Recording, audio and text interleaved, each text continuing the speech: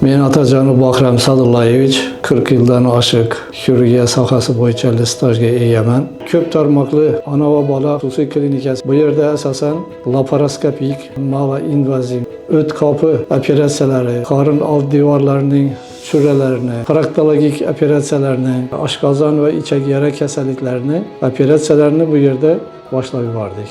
Kapak operatsiyaları, ko'krak operatsiyalari, qorindagi yog'larni olish operatsiyalarini ham yo'lga qo'ydik.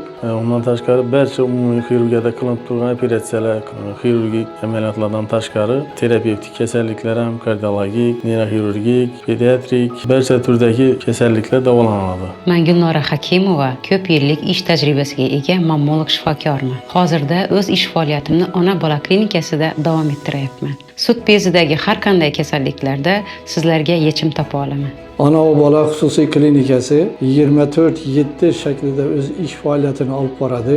Sizga yuqoridagi ko'rsatilgan kasalliklar bo'yicha muammo bo'lsa, marhamat bu yerga murojaat qilishingiz mumkin.